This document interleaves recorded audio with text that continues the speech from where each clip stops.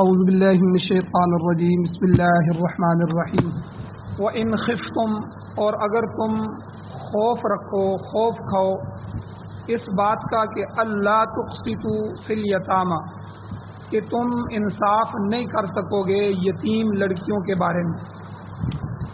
فَانْكِحُوا پس پھر تم نکاح کرو ما طاب لکم جو تمہیں پسندیدہ ہوں جو تمہارے لیے پسند ہوں من النساء ان یتیم لڑکیوں کے علاوہ عام عورتوں میں سے مثنی و ثلاث و رباع دو دو تین تین چار چار نکاح فَإِنْ خِفْتُمْ پس اگر تمہیں ان عام عورتوں میں بھی نکاح کرنے میں خوف ہو اللہ تعدلوا اس بات کا کہ تم ان میں بھی عدل نہیں کر سکو گے تو فواحدۃ بس ایک عورت سے ہی نکاح کرو ایک عورت ہی کافی ہے او ما ملکت ایمانکم یا ان لونڈیوں سے فائدہ اٹھاؤ جو جن کے تمہارے دائیں ہاتھ مالک ہیں یعنی جن کے تم مالک ہو بغیر نکاح کے بھی اپنی ملکیت میں جو لونڈی ہے اس سے فائدہ اٹھاؤ ذالک ادنی یہ بات زیادہ قریب ہے اس کے کہ اللہ تعولوا تم ایک طرف جھک نہ جاؤ سورۃ النساء کی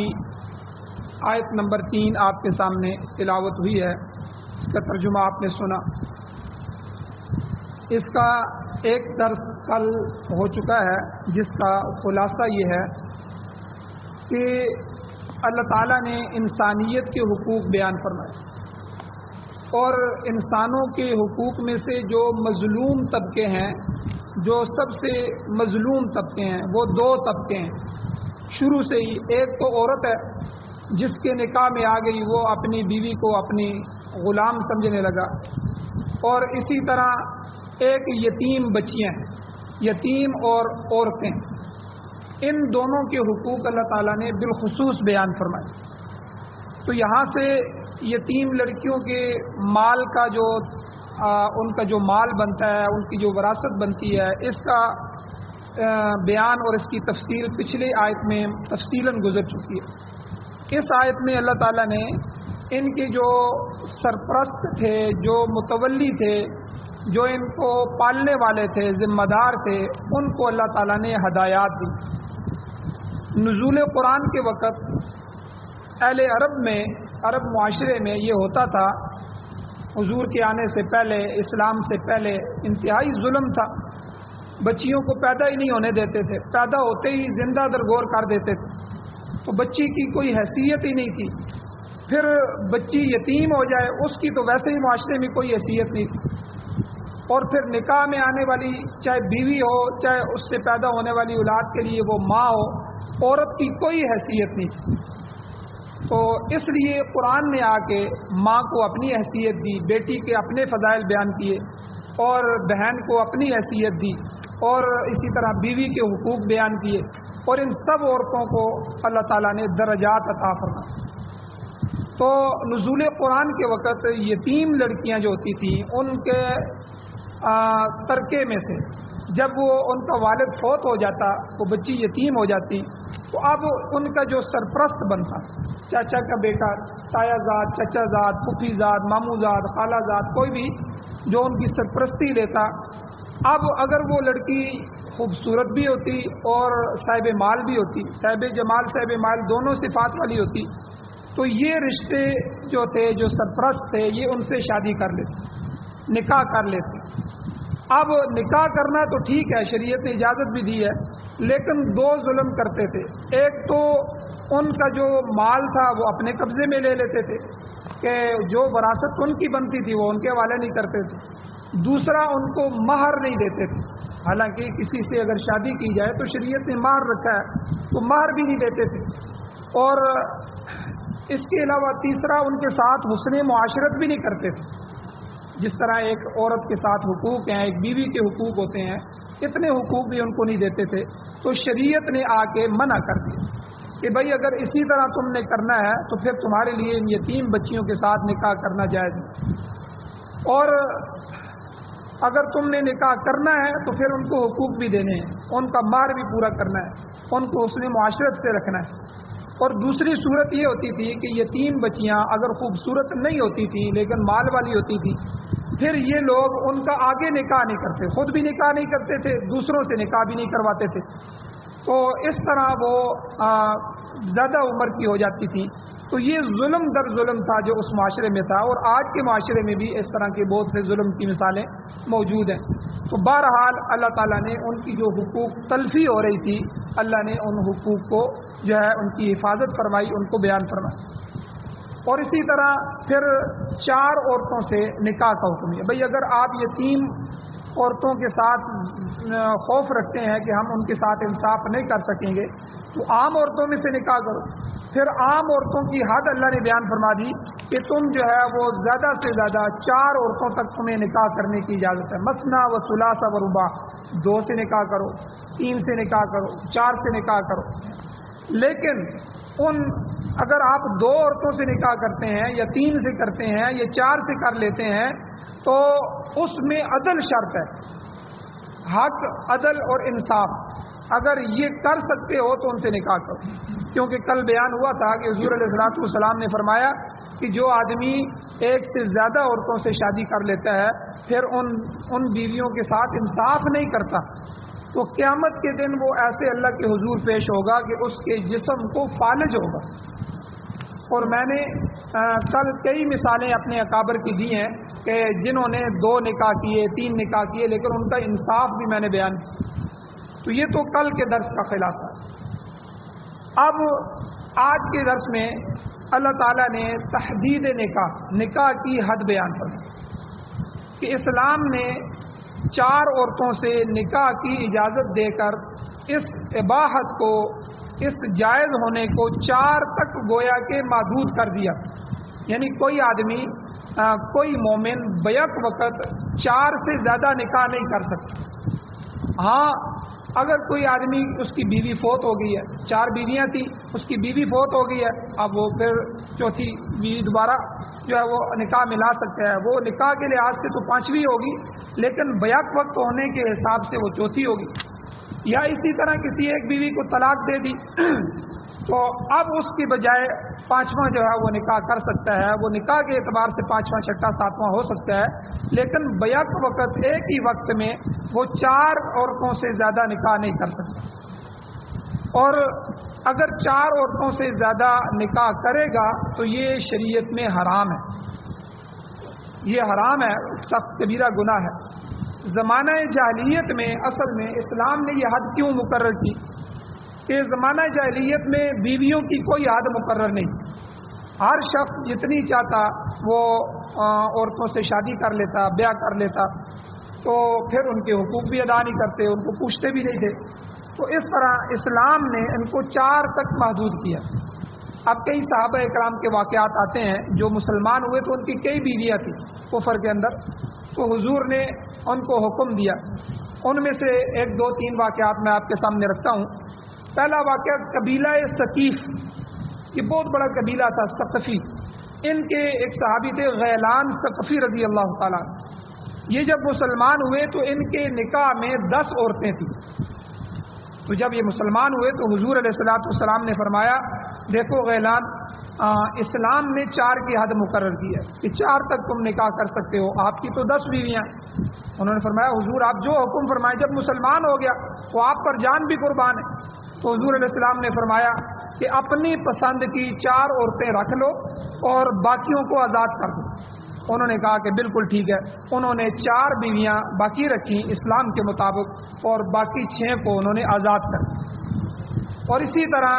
قبیلہ اسد، یہ قبیلہ بہت بڑا قبیلہ تھا، تو انہوں نے ان میں سے عمیر اسدی، حضرت عمیر اسدی رضی اللہ تعالیٰ یہ اسلام لائے. اور جب حضور علیہ السلام کے پاس آئے، مسلمان ہوئے، تو حضور نے ان کو بھی فرمایا. اور ان کی 8 بیویاں تھیں. تو حضور علیہ السلام نے ان کو فرمایا کہ بھئی اسلام نے 4 کی حد مقرر کی ہے. انہوں نے کہا کہ حضور بالکل جو آپ حکم فرمائیں گے. تو حضور نے کہا کہ بھئی 4 بیویاں آپ رکھو اپنی پسند کی، باقی 4 کو آزاد کرو، فارغ کر دو. تو انہوں نے بھی 4 بیویاں رکھیں اور 4 کو آزاد کر دی. اور اسی طرح ایک اور صحابی کے متعلق بھی حدیث میں آتا ہے کہ ان کے نکاح میں 5 عورتیں تھیں. تو حضور علیہ السلام نے ان کو فرمایا اختر 4 منہن، ان میں سے 4 کو اختیار کر لو اور باقیوں کو چھوڑ دو. چنانچہ انہوں نے بھی ایسا کیا. یہ کئی واقعات ہیں. تو بہرحال یہ جو ہے حضور علیہ الصلوۃ والسلام نے اور شریعت نے اسلام نے اور اللہ تعالیٰ نے اس آیت کے اندر 4 کی حد مقرر کر دی ہے کہ کوئی مرد بھی مسلمان امتی حضور کا وہ قیامت تک آنے والا ہو، وہ اگر اللہ نے اس کو طاقت دی ہے، جسمانی طاقت ہے اور مال دیا ہے کہ وہ ان پر خرچ بھی کر سکتا ہے، تو اگر یہ دونوں چیزیں ہیں اور تیسری شرط انصاف کی ہے کہ وہ ان میں انصاف ان کی باریاں مقرر کرے اور ہر رات دوسری عورت کے گھر میں گزارے اور دن کو بھی ان کو ایک جیسا وقت دے اور خرچ کرنے میں بھی، مہر میں بھی، لین دین میں بھی، نکاح اور اسی طرح مکان میں بھی ہر چیز میں انصاف کر سکتا ہو تو 2 شادیاں کرے، 3 کر لے، 4 تک کر سکتا ہے، یہ 4 تک کی حد مقرر کر. اب یہاں ایک مسئلہ اور سمجھ لیں کہ یہ جو حد مقرر کی گئی ہے یہ صرف امتی مسلمان کے لیے، پیغمبر اور نبی کے لیے، نبی علیہ السلام کی ذات کے لیے یہ حد نہیں ہے. حضور اس تحدید سے، اس حد سے مستثنیٰ ہے. اور یہ انبیاء کی خصوصیت ہوتی ہے کہ انبیاء ایسے ہیں جن کو اللہ تعالیٰ نے فرمایا کہ جتنے مرضی آپ نکاح کرو، ان کو اجازت دی. جیسے اللہ تعالیٰ نے قرآن مجید میں سورہ احزاب کے اندر فرمایا اور بالکل واضح طور پہ فرمایا اپنے پیغمبر کو کہ اے نبی آپ ایک ہی وقت میں زیادہ سے زیادہ بیویاں رکھ سکتے ہیں کہ جتنا مرضی آپ نکاح کریں، آپ کے لیے کوئی حد نہیں، آپ کے لیے کوئی پابندی نہیں ہے. اور یہ اجازت صرف نبی علیہ السلام کے لیے نہیں تھی بلکہ ہر نبی کی شریعت میں اس نبی کے لیے موجود تھی. حضرت ابراہیم علیہ السلام کی 2 بیویاں تھیں، حضرت اماں ہاجرہ، حضرت سارہ رضی اللہ تعالی عنہما. اسی طرح حضرت نوح علیہ السلام کی، حضرت سلیمان علیہ السلام کی، حضرت داؤد علیہ السلام کی کئی بیویاں تھیں، یعنی کئی روایات میں 100 تک آتی ہیں. یعنی اور اسی طرح ہمارے نبی آخر الزمان حضور علیہ الصلوۃ والسلام نے اپنی زندگی میں ایک روایت میں آتا ہے کل 15 نکاح کیے. ان میں سے 13 بیویوں کو تو حضور گھر میں لے کے آئے، ان سے آپ نے مقاربت اختیار کی اور ان کے ساتھ رہائش اختیار کی. 2 جو ہے وہ ویسے ہی الگ ہو گئی. تو اور تاہم ایک ہی وقت میں حضور علیہ السلام کی زیادہ سے زیادہ 9 بیویاں تھیں جو حضور کی نکاح میں موجود تھیں. مقصد یہ ہے کہ نبی پر 4 کی پابندی نہیں ہے. یہ جو 4 کی پابندی ہے یہ میرے لیے، آپ کے لیے ہے، یہ امتی کے لیے. تو نبی جو ہے وہ اللہ کے ہاں اس کے لیے یہ اعزاز ہوتا ہے. انبیاء کی یہ خصوصیت ہے کہ بہت ساری چیزیں جو امتیوں کے لیے ہوتی ہیں جو ہے وہ نبیوں کے لیے نہیں ہوتی. خصوصیات کے لحاظ سے نبیوں کے لیے الگ حکم ہوتا ہے. تو اسی طرح جو ہے بہت سے، اور اب نبی علیہ الصلوۃ والسلام جب سوتے تھے تو سونے سے نبی کا وضو نہیں ٹوٹتا تھا. تو صحابہ نے جب پوچھا تو حضور نے فرمایا کہ نبی جتنے بھی ہوتے ہیں انبیاء کے دل نہیں سوتے، آنکھیں سوتی. اصل میں ہمارے لیے جو وضو جو ٹوٹ جاتا ہے وہ اسی لیے ٹوٹتا ہے کہ جب آدمی سو جاتا ہے تو غافل ہو جاتا ہے، دل بھی سو جاتا ہے، تو کوئی پتہ نہیں ہوا خارج ہو گئی ہو یا کوئی اور مسئلہ پیش آ گیا ہو تو ہمیں پتہ تو نہیں ہے. اس پتہ نہ ہونے کی وجہ سے فقہاء نے لکھا ہے کہ امتی کا وضو ٹوٹ جاتا ہے. تو لیکن نبی جو ہے حضور نے فرمایا انبیاء کے دل نہیں سوتے، کبھی بھی نبی کا دل غافل نہیں ہوتا، ہر وقت دل جو ہے وہ متوجہ ہوتا ہے، لیکن آنکھیں سو رہی ہوتی ہیں. تو اس لیے انبیاء کے وضو نہیں ٹوٹتے، یہ انبیاء کی خصوصیت ہے. اسی طرح اور کئی چیزوں میں انبیاء کی خصوصیات ہیں. تو اس طرح نکاح میں بھی انبیاء کی خصوصیات ہیں کہ نکاح میں انبیاء کے لیے کوئی حد مقرر نہیں ہے، وہ جتنا چاہیں اور جس سے چاہیں نکاح کر سکتے ہیں. اب مغربی اقوام جو ہیں، مغرب یورپ، بہت سے معاملات میں انہوں نے مسلمانوں پر، اسلام پر اور مسلمانوں کے پیغمبر پر اور جو ہے ہمارے دین کے کئی احکامات پر انہوں نے انگلیاں اٹھائیں، اعتراضات کیے. اب مفسر قرآن مولانا عبید اللہ سندھی رحمۃ اللہ علیہ فرماتے ہیں کہ مغربی جو قومیں ہیں انہوں نے مسلمانوں اور اسلام کے خلاف پروپیگنڈے کا جو ہتھیار کیا ہے وہ مؤثر طور پر استعمال کیا، اس کا اثر بھی ہوا. جب انہوں نے دیکھا کہ ہم اسلام کی ترقی کو روکنے کے لیے اور کوئی حربہ استعمال نہیں کر سکتے، ہم نے حربہ استعمال کیا ہے، ہر ہتھیار استعمال کیا ہے لیکن ہم مسلمانوں کو نہیں توڑ سکے، ہم اسلام کو ختم نہیں کر سکے، تو انہوں نے اسلام کے مختلف مسائل کو بہانہ بنا کر ان کے خلاف پروپیگنڈا کی مہم کو تیز کیا۔ 200 سال تک مسلسل پروپیگنڈا کرنے کے بعد مسلمانوں کی صفوں میں انتشار پیدا کرنے میں وہ کامیاب ہو گئے۔ اس سلسلے میں جہاں انہوں نے اور بہت سے پروپیگنڈے کیے، اس میں سے انہوں نے مسئلہ تعدد ازواج کہ زیادہ بیویوں سے نکاح کرنے کے مسئلے کو بھی اچھالا، اور یہ پروپیگنڈا کیا کہ دیکھو مسلمان عیاش ہیں، شہوت پرست ہیں، ان کا اسلام ایک سے زیادہ بیویاں رکھنے کی اجازت دیتا ہے، اس کا مطلب ہے کہ وہ شہوت والے ہیں، اور یہ پروپیگنڈا کیا۔ اور پھر پیغمبر علیہ السلام کی یہ دیکھو کہ نبی اتنی بیویوں پر رکھ رہا ہے، اتنی شادیاں کر رہا ہے، اس کا مطلب ہے کہ اسلام جو ہے وہ آیا ہی عیاشی کے لیے، نعوذ باللہ۔ یہ پروپیگنڈا بھی مغربی اقوام نے کیا، حالانکہ علماء نے اس کا جواب دیا ہے کہ سیدھی سادی سی بات یہ ہے کہ اسلام نے تعدد ازواج یعنی کئی شادیاں کرنا یہ کوئی فرض واجب نہیں قرار دیا کہ ہر بندہ کرے، بلکہ صرف اجازت دی ہے، اور اجازت بھی اتنی سخت شرائط کے ساتھ دی ہے کہ ہر بندہ یہ نہیں کر سکتا۔ یعنی یہ شرطیں آپ دیکھیں کہ جسمانی لحاظ سے بھی وہ مضبوط ہو، ان کی جسمانی ضروریات بھی پوری کر سکتا ہو، اور پھر مالی لحاظ سے بھی اس قدر مضبوط ہو کہ وہ ایک سے زیادہ بیویاں رکھ سکتا ہو، اور پھر انصاف کی جو شرط لگائی ہے، یاد رکھیں کہ انصاف جو ہے ہر بندہ انصاف نہیں کر سکتا، اس میں بہت سارے لوگ پھسل جاتے ہیں، بڑے بڑے دیندار لوگ بھی پھسل جاتے ہیں۔ تو اسلام نے عدل اور انصاف کی جو شرط لگائی ہے، تو کوئی آدمی بھی اگر صحیح مسلمان ہے اور اسلام کے ضابطے کو سامنے رکھ کے اور عدل اور انصاف کی شرط کو سامنے رکھ کے شادی کرنا چاہے تو شاید کوئی بھی نہیں کر سکے دوسری۔ تو اس لیے یہ لازم نہیں ہے کہ اسلام نے اگر حد مقرر کی ہے تو اسلام ہر ایک کو فرض بھی کر رہا ہے کہ نہیں نہیں کرو ہی کرو شادیاں۔ تو یعنی اسلام کے آپ انداز کو بھی دیکھیں، یہ تو اعتراض اسلام پہ بنتا ہی نہیں ہے۔ اور اسی طرح انگریز، جرمن اور فرانسیسی لوگ اور دنیا بھر کے جو یہودی ہیں، انہوں نے تعدد ازواج میں کے مسئلے میں پیغمبر آخر زمان صلی اللہ علیہ وسلم کی ذات کو خاص طور پر نشانہ بنایا، جس طرح ابھی آپ نے دیکھا پچھلے دنوں انڈیا میں حضور علیہ السلام کی توہین کی، اما عائشہ صدیقہ رضی اللہ تعالیٰ عنہ کی توہین کی گئی، اور یہاں تک کہ انہوں نے پروپیگنڈا کیا کہ دیکھو مسلمانوں کا پیغمبر نعوذ باللہ عیاش تھا، یعنی یہودیوں کا پروپیگنڈا، ہندوؤں کا پروپیگنڈا، اور اس نے اپنے حرم میں بہت سی بیویاں رکھی ہوئی تھیں۔ حالانکہ ہم ان کو یہ جواب دیتے ہیں، ایک جواب تو ہم ان کو اسلامی شرعی دیتے ہیں، دوسرا جواب ان کا دفڑ ہم انہی کے منہ پہ مارتے ہیں۔ پہلا جواب یہ ہے کہ اے یہودیو، اے عیسائیو، تمہارے جو نبی تھے حضرت موسیٰ علیہ السلام، حضرت سلیمان علیہ السلام، ان کی کتنی کتنی بیویاں تھیں؟ تم سابقہ انبیاء کی شریعتوں میں بھی دیکھو، یہ تعدد ازواج کا جو مسئلہ ہے یہ کوئی آج کا مسئلہ نہیں ہے، یہ تو پیغمبروں کی خصوصیات ہیں۔ اللہ نے سارے پیغمبروں کو اجازت دی تھی اور انہوں نے کئی کئی بیویاں رکھی تھی، اور ہمارے نبی صلی اللہ علیہ وسلم کو اللہ تعالیٰ نے خود قرآن پاک میں اس تحدید نکاح سے، نکاح کی حد سے مستثنا قرار دیا کہ آپ کے لیے یہ مسئلہ نہیں ہے۔ اور پھر جہاں تک نعوذ باللہ عیاشی کا تعلق ہے، آپ کہتے ہو عیاش تھے، تو آپ کی پوری زندگی اس الزام کے خلاف بطور شہادت آپ کے سامنے۔ آپ دیکھیں آپ علیہ الصلوۃ والسلام کی تمام بیویوں میں سے،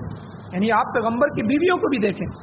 تمام بیویوں میں سے ایک بیوی باقرہ تھی، یعنی ایک بیوی ایسی تھی جس کا پہلے نکاح نہیں تھا، اما عائشہ صدیقہ جو کنواری تھی۔ باقی جتنی بھی بیویاں تھیں حضور علیہ الصلوۃ والسلام کی، یا تو وہ مامر تھی یعنی ان کی عمریں کافی ہو چکی تھیں،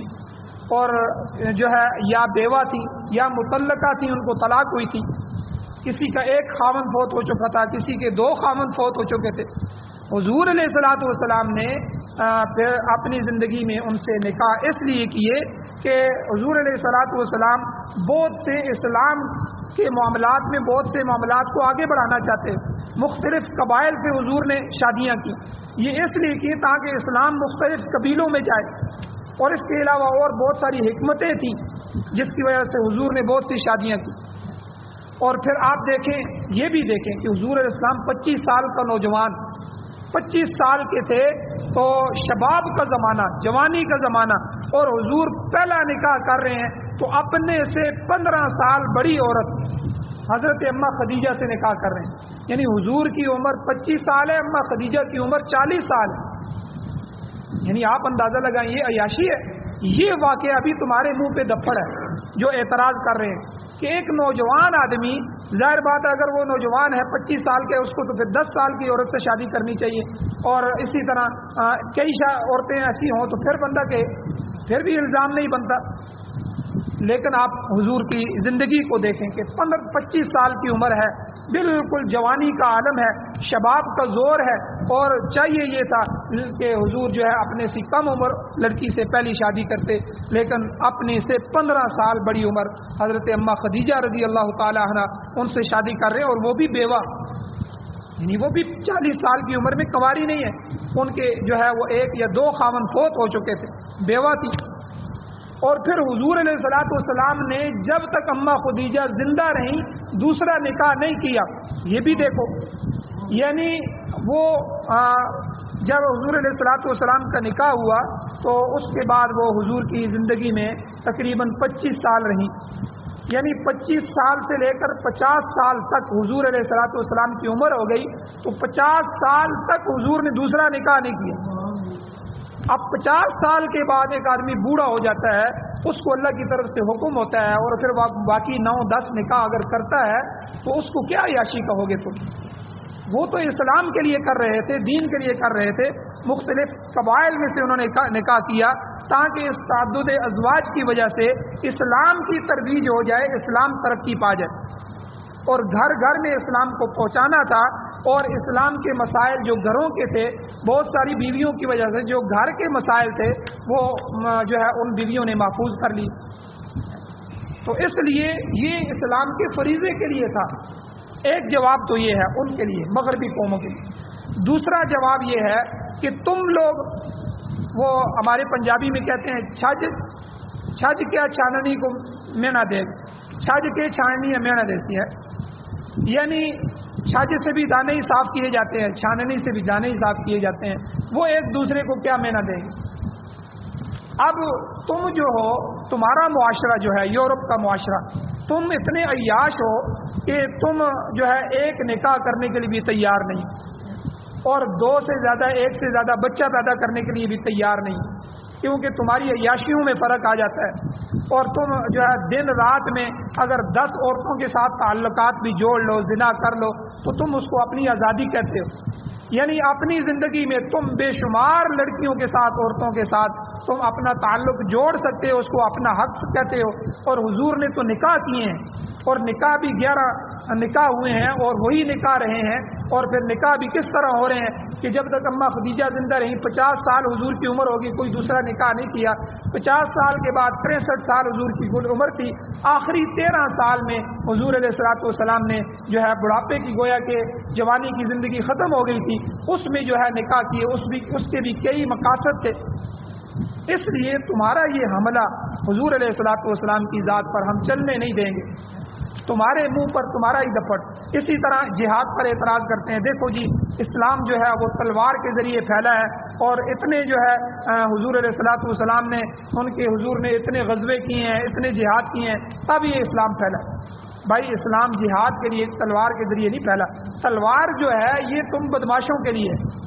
اسلام کے راستے میں جو رکاوٹ آئے گی اس رکاوٹ کو توڑنے اور کاٹنے کے لیے تلوار، تلوار ہر کافر کے لیے نہیں ہے۔ اور حضور کے اخلاق تھے، حضور کے اور صحابہ کے اخلاق تھے، وہ اخلاق اور وہ معاملات جو انہوں نے کیے ان کو دیکھ کر کافر مسلمان، ورنہ آپ دیکھیں حضور علیہ الصلوۃ والسلام نے اپنی زندگی میں تقریباً جو ہے وہ 70-72 جو ہے وہ جنگیں لڑی ہیں، ان میں سے 27 غزوات تھے، یعنی 27 جنگیں تو وہ ہیں جن میں حضور خود شریک ہوئے، خود حضور کی قیادت تھی، حضور نے اپنی قیادت۔ باقی جو جنگیں تھیں ان میں حضور نے صحابہ کو بھیجا، فلاں کو امیر بنا لیا، تم فلاں جگہ چلے جاؤ، تم فلاں جگہ چلے جاؤ، کچھ چھوٹے سریے تھے، کچھ بڑے غزوے تھے، تو یہ سارے ملا کے حضور علیہ الصلوۃ والسلام نے 70-72 جو ہیں وہ اپنی زندگی میں یہ جہاد کیے، اور ان میں جو کافر مارے گئے اس ساری زندگی میں وہ تقریباً 1200 کے قریب ہے. آپ اندازہ لگائیں 1200 لوگ صرف مارے گئے, وہ بھی دونوں طرف سے. یعنی جو مسلمان شہید ہوئے ہیں اس جنگ میں 10 مسلمان شہید ہوئے ہیں, 10 کافر مارے گئے. اس مسلمان میں جنگ میں 70 مسلمان شہید ہوئے ہیں, ان کے جو ہے وہ 200 کافر مارے گئے. اس طرح جو ہے حضور کے زمانے میں جو جنگیں لڑی گئی ہیں ان میں 1200 سے زیادہ افراد جو ہیں وہ دونوں طرف سے مارے نہیں گئے. اور ان 1200 کے بعد جو انقلاب آیا ہے تو تم کہتے ہو یہ تلوار کی وجہ سے آیا. ہم ان کو انہی کا آئینہ دکھاتے ہیں یورپ کو. تم اپنی جنگوں کو دیکھو, جنگ عظیم اول دیکھو. پہلی جنگ عظیم میں تم نے 6 کروڑ انسانوں کی لاشیں بچھائیں, اور دوسری جنگ عظیم ہے اس میں بھی تم نے کروڑوں لوگوں مار دیے, کروڑوں لوگ. اور آج کی جو جنگیں تم نے برپا کی ہیں, تم نے افغانستان پر جو حملہ کیا ہے تقریباً 20 لاکھ کے قریب تم نے افغان مسلمان شہید کیے ہیں. اور تم نے عراق پر بغیر کسی جواز کے تم نے حملہ کیا ہے. تم کہتے تھے وہ ایٹمی ہتھیار رکھتے ہیں, اول تو وہ مسلمان تھے. تم ایٹمی ہتھیار رکھ سکتے ہو تو وہ بھی رکھ سکتے ہیں. تم دنیا پر کون ہوتے ہو پابندیاں لگانے والے؟ لیکن تم نے الزام لگایا کہ انہوں نے ایٹمی ہتھیار رکھے ہیں, لیکن تمہاری ٹیموں نے جا کر تحقیق کی, ان کے پاس کوئی ایسا ہتھیار برآمد نہیں ہوا. اور تم نے بغیر دیکھے ہوئے عراق پر حملہ کیا اور عراق کے 25 لاکھ مسلمانوں کو تم نے شہید کر دیا. تم اپنی جنگوں کو بھی دیکھو. تم اپنے نظام کو, جمہوریت کو لانے کے لیے عراق کے اندر بادشاہت کی, صدر صدام تھا, کتنے سالوں سے بادشاہت چل رہی تھی. تم نے بادشاہت کو ختم کیا, جمہوریت لے آئے. اپنی جمہوریت, اپنے نظام کو لانے کے لیے تم نے لاکھوں سروں کو کاٹ دیا. اور اسی طرح لیبیا کے اندر کرنل قذافی تھا اور کئی سال سے اس کی بادشاہت چل رہی تھی. تم نے قذافی کو ہٹایا بغیر کسی جواز کے, بغیر کسی وجہ کے, اور تم نے وہاں اپنی جمہوریت لے آئے. تم نے افغانستان میں امارت اسلامیہ جو اسلامی نظام قائم تھا, ملا عمر کا نظام تھا, اسلام کا نظام تھا, تم نے حملہ کر کے اسلامی نظام کو ختم کیا, اپنی جمہوریت کرزئی اور اس کی کابینہ لے آئے. یاد رکھیں یہ جمہوریت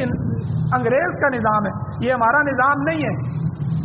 ہمارے ملک میں ہو اور پوری دنیا میں اسلامی ممالک میں اس وقت کسی بھی اسلامی ملک میں 60 سے 65 اسلامی ممالک ہیں, کسی ملک میں بھی ہمارا اپنا نظام نہیں ہے, خلافت کا, امارت اسلامیہ کا نظام نہیں. یہ ہم انگریز کے نظام, یا تو بادشاہت چل رہی ہے, سعودیہ میں بادشاہت چل رہی ہے, ایک آتا ہے پھر دوسرا آ جاتا ہے, دوسرا جاتا ہے. ابھی اس کو بھی توڑیں گے, وہاں بھی اپنا نظام, وہ جمہوریت لے آئیں گے. اب لوگوں کو بیچ میں سے تیار کر رہے ہیں شہزادوں کو, دیکھو یار یہ ایک ہی نسل چل رہی ہے, تمہارا بھی حق بنتا ہے, اور جمہوریت لے آؤ, اسمبلیاں لے آؤ, تم بھی باری باری آ جاؤ. اپنے نظام کے لیے وہ کوشش کر رہے ہیں, اس کے لیے وہاں سے اپنے فوجیوں کو بھی لا رہے ہیں, فوجی بھی مر رہے ہیں, قربانیاں بھی دے رہے ہیں, لیکن مسلمان کو جہاد نہیں کرنے دیتے,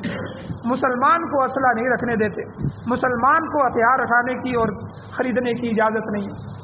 اور اسرائیل کی حفاظت کے لیے ناجائز ریاست جو ہمارے فلسطینی مسلمانوں کے حق کو دبا کے, ان کی عمارتیں تباہ کر کے, ان کے باغات اکھیڑ کے, زیتون کے اتنے قیمتی باغ, اور ان کی زمینوں پر قبضہ کر کے اسرائیل کو جو ہے آباد کیا گیا, اور مزید جو ہے پورے جو ہے ابھی بیت المقدس پر آ کے ان کے پنجے گڑ گئے ہیں. تو اب اس کو پوری دنیا سے منوانے کی بھی کوشش کر رہے ہیں. کبھی ہمارے پاکستان میں بھی یہ شوشہ اچھالا جاتا ہے کہ اندر سے ملاقاتیں ہوئی ہیں جی, وہ اسرائیل کو تسلیم کریں گے, اور کبھی جو ہے وہ عربوں کو کہہ رہے ہیں, اور کئی عرب ممالک نے تسلیم بھی کر لی ہے. حالانکہ ایک ناجائز پلاٹ ہو, میں نے کسی کے ناجائز پلاٹ پہ قبضہ کر لیا ہے, اور پورا محلہ بھی آ کے کہے نہیں یہ استادوں کا ہے, وہ استادوں کا تو نہیں ہو جائے گا. میں نے ناجائز قبضہ کیا,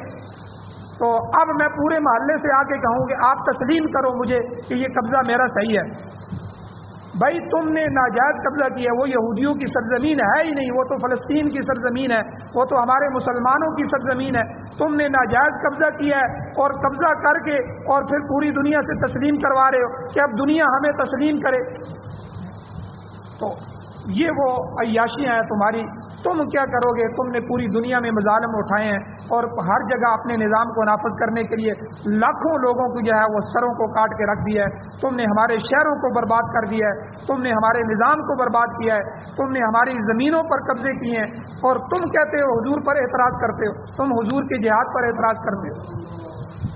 اور تم حضور کی شادیوں پر اعتراض کرتے ہو. حضور نے تو نکاح کیے تھے, اور تم جو ہے ایک ایک دن میں کتنی عیاشیاں کرتے ہو. یورپ کی جو رپورٹیں ان کے تھنک ٹینکس جو دے رہے ہیں یورپ کی، کہ وہاں 8-8 سال کی بچیاں، 10-10 سال کی بچیاں حاملہ ہو رہی ہیں، سکول کی پرائمری اور مڈل کی بچیاں جو ہے وہ سکول سے حاملہ ہو رہی ہیں، ان کے حمل گرائے جا رہے ہیں۔ تم کیا ہمیں آئینہ دکھاؤ گے؟ تم حضور کے شادیوں پر کے اعتراض کرو۔ تو بہرحال یہ جو آیات ہیں، ان آیتوں میں ایک تو اللہ تعالیٰ نے حد مقرر کر دی ہے کہ 4 سے زیادہ امتی شادیاں نہیں کر سکتا۔ پیغمبروں کے لیے یہ خصوصیات ہے، پہلے پیغمبروں کے لیے بھی رہی ہے اور حضور کے لیے بھی تھی کہ آپ جتنی مرضی شادیاں کر سکتے ہیں۔ تو اللہ تعالیٰ سے دعا ہے اللہ تعالیٰ ہمیں عمل کی توفیق عطا فرمائے، اور اس طرح ان کے کچھ اور اعتراضات ہیں انشاءاللہ اور کل اس کو بھی بیان کیا جائے گا۔ آمین۔ الحمدللہ رب العالمین والعاقبۃ للمتقین والصلاۃ والسلام علی رسولہ النبی الأمی الکریم۔ یا اللہ ہماری کمیوں کو تائیوں کو معاف فرمائیے، درگزر فرمائیے، صغیرہ کبیرہ گناہوں کو معاف فرمائیے۔ یا اللہ اسلام کی، مسلمانوں کی حفاظت فرمائیے، ہمارے ملکوں کی حفاظت فرمائیے، قرآن و سنت کی بالادستی نصیب فرمائیے۔ یا اللہ ہماری اولادوں اور نسلوں کو قرآن کا حافظ، قاری، عالم، داعی، مفتی، مجاہد، غازی اور شہید بنائی۔ یا اللہ قرآن و سنت کے نظام کے لیے کام کرنے کی توفیق عطا فرمائی۔ پوری دنیا میں امارت اسلامیہ، شریعہ، خلافت راشدہ کا قیام نصیب فرمائی۔ یا اللہ جو بیمار ہیں ان کو شفا عطا فرمائی۔ یا اللہ جو پریشان ہیں ان کی پریشانیوں کو ختم فرمائی۔ جو حضرات ایمان کی حالت سے اس دنیا سے جا چکے ہیں یا اللہ ان سب کی بخشش فرمائی۔ صلی اللہ تعالی علی خیر خلقہ محمد وآلہ وصحبہ اجمعین برحمتک یا ارحم الراحمین۔